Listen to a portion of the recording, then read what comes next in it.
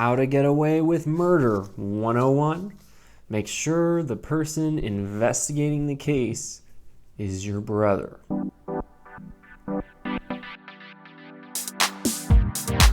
So, this week's episode of Penny Dreadful City of Angels, Children of the Royal Sun. I have thoughts. I'm going to give my thoughts off the top without spoilers, but then I'm going to go into spoilers, and I'll give a warning before I do that in the latter half of this review. But before I do that, if you're new to the channel and if you're interested in seeing my weekly reviews of this show and my reviews of other shows as they come out, I highly recommend subscribing so that you won't miss a thing. So, getting into this week's episode of Penny Dreadful City of Angels. Overall thoughts. This episode, to me, I feel like John Logan and the writers were trying really, really hard to make you feel like this wasn't a filler episode. Like they were trying to make you feel like there was enough things happening that it wasn't stalling the plot. But for me, I felt like the overall plot kind of stalled this episode because we didn't really find out anything that we didn't know, and the characters didn't really find out much that they didn't know or that they didn't already suspect.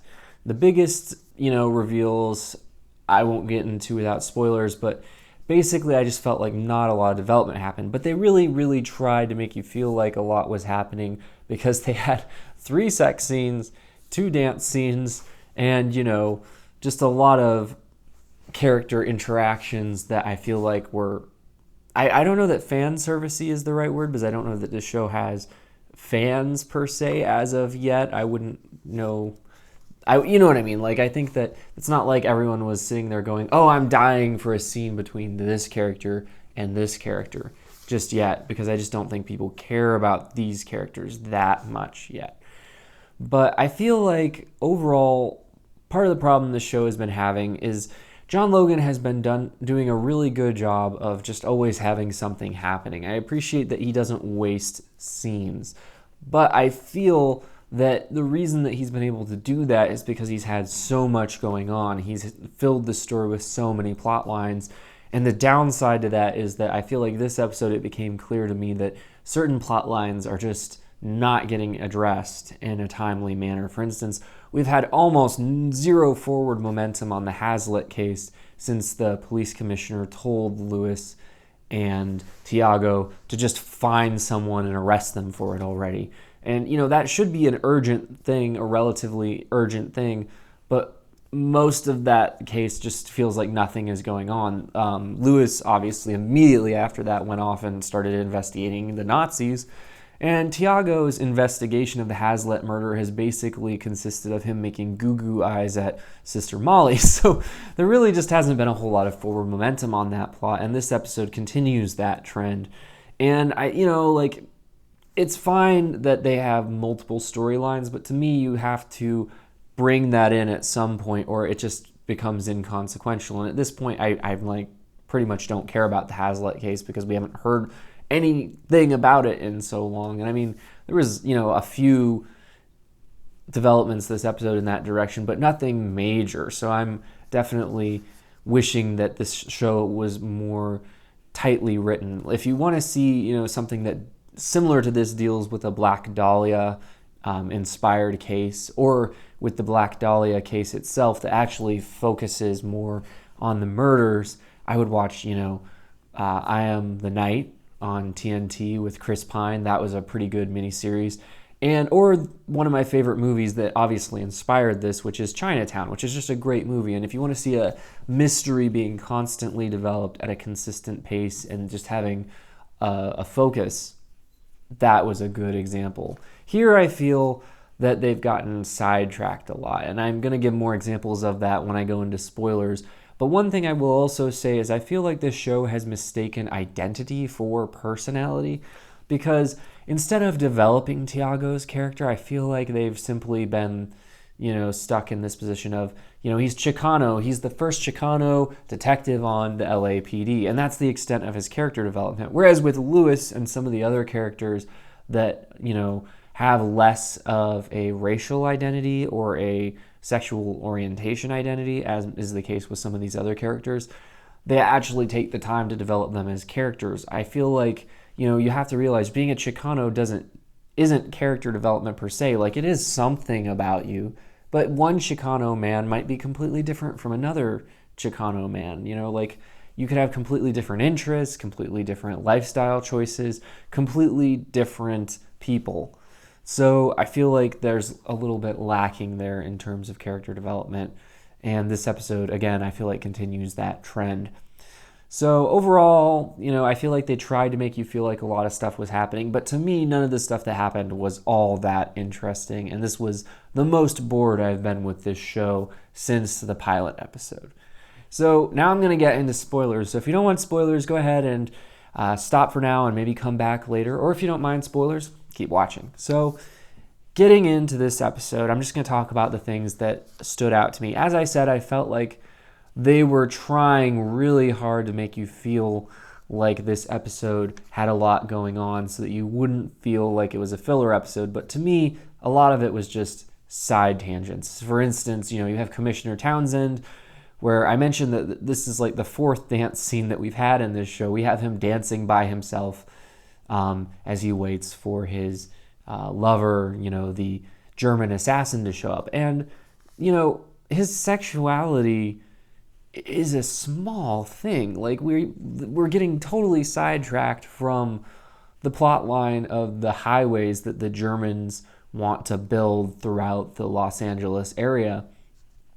And instead, we're just focusing on his sexual orientation. That's just me. I don't know why. And also, this dance scene was just like, who wants to see that? Like, if you thought it was entertaining, that's fine. But I find the actor and the character hard to watch, so I'm not entirely sure why they put this scene in here. I don't know that it really added characterization either, in my opinion. It was just kind of campy. We also, obviously, I thought that they might be queer baiting with Fly Rico and Mateo, but they weren't queer baiting. They actually went there and, they had a full-blown threesome this episode, which, again, I feel like this was designed to make you feel like a lot of things happened this episode, but it was ultimately inconsequential to the plot. So I'm not the type of person who sits there and, watches sex scenes and goes, oh my goodness, that was awesome. That's not me at all. In fact, I'm fast forwarding most of these scenes to get to the actual story. So that didn't really make me feel like a lot was happening this episode either. And also, we had Tiago and Sister Molly hook up, which, for all intents and purposes, that really didn't add a lot because their relationship has already been pretty well established. We also, one of the standout scenes for me was the scene between, and this was where I felt like it got a little bit, fan servicey might not be the right word, but, just trying to give us scenes that were just a pleasure to behold from certain standpoints, and that was to get these two actors, Nathan Lane and Adriana Barraza, in the same room. And it wasn't a long scene, but I felt like they just had a very natural dynamic. I felt like they connected really well, and that's what happens when you get great actors in a room together. And Nathan Lane continues to be just a delight in this show. I wish we were getting to see more of Adriana Barraza. Santa Muerte has hardly been in this show, and I feel like once she comes back, we'll get to see more of Maria. But up to this point, there hasn't been a lot of either Santa Muerte or Maria. We also, I forgot to mention this, had a scene where Natalie Dormier's character that she's playing, Elsa, has killed her husband, and we have the good doctor, played by Rory Kinnear, helping her to cover it up, and then they have sex next to the place where they buried the body. Again, campy. I'm sure it felt like a big scene to a lot of people. To me, it was just like, okay, whatever. They're just being weird to get people's attention. I really don't know what they're going for with this scene because I still don't know what she sees in Rory Kinnear's character, but I do feel that we got a little bit of a hint at what it might be when we had the big scene at the beginning of the episode where we watched Magda walking through the room and people are dancing, and they had the chilling cut where she turned from Magda into Elsa, and then she went and was approached by this character who obviously she's going to seduce and probably use towards her own ends. And I think this was a good scene because it shows that she's not just doing this to the characters that we see her doing this to. She's doing it to a number of other people that we haven't even met yet, or she could be all over the place doing this simultaneously. It seems like she's in multiple places at once, potentially.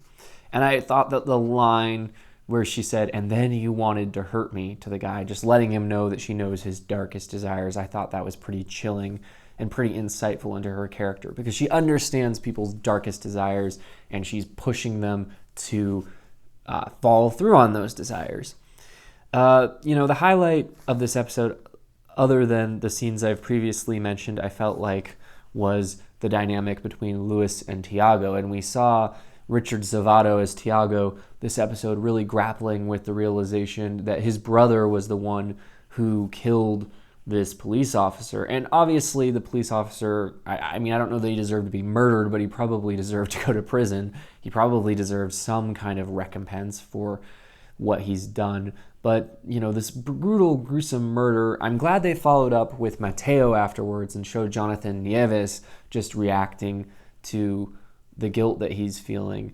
But then they kind of trivialized it by moving so quickly into the threesome with Rio and Fly Rico that it kind of undercut his initial reaction. But I felt like they missed an opportunity this episode to show the LAPD just taking out their anger at this cop's murder on the Chicano community. I felt like they hinted at it, they showed them rounding up the people, but they didn't seem particularly angry compared to previous scenes. And I also felt like the scene where, Tiago was threatening to have the woman deported and separated from her daughter, I felt like that scene he kind of hinted at, the danger that lay in store for the Chicano community because of Mateo's thoughtless action in murdering this cop, because it is going to bring down wrath on the community and it is going to start a race war, which is obviously exactly what Magda wants. And, Natalie Dormier obviously is probably the highlight of this show for most people. I don't necessarily feel like her characters are differentiated enough. I feel like they're a little bit cartoonish in some regards. I feel like the overall character of Magda is kind of interesting, but we don't get to see a lot of her. We get to see a lot of Alex and a lot of Rio and a lot of Elsa. And I feel like to some extent these seem like cartoonish versions of these characters. They don't really feel like lived-in characters to me. And that does fit with the fact that she's playing a role and that she's not really these people, but it also makes them less interesting to me. And this episode really, the relationship between Tiago and Lewis has, grown positively, but here we saw them suffer a setback as obviously we have Tiago hiding information from Lewis to do with his brother. And I felt like this was a little repetitive because we already had a scene where Tiago decided to side with the LAPD against his own family when he shot Raul in the first episode. But this episode, we have him faced with the same situation again. And I think that they were trying to show the parallels between this situation and say, see, here he's making a different choice. But in all honesty, I think that it was a selfish decision for him to make. And it's realistic that he would grapple with this. But based on what he did last time, I feel like he should have done the right thing this time as well, especially knowing that his brother had committed the crime. His brother admitted it to him. And Mateo, I don't have a lot of sympathy for him because he put his brother in this position and he put the Chicano community in this position. I understand his anger. I can understand why he would do this.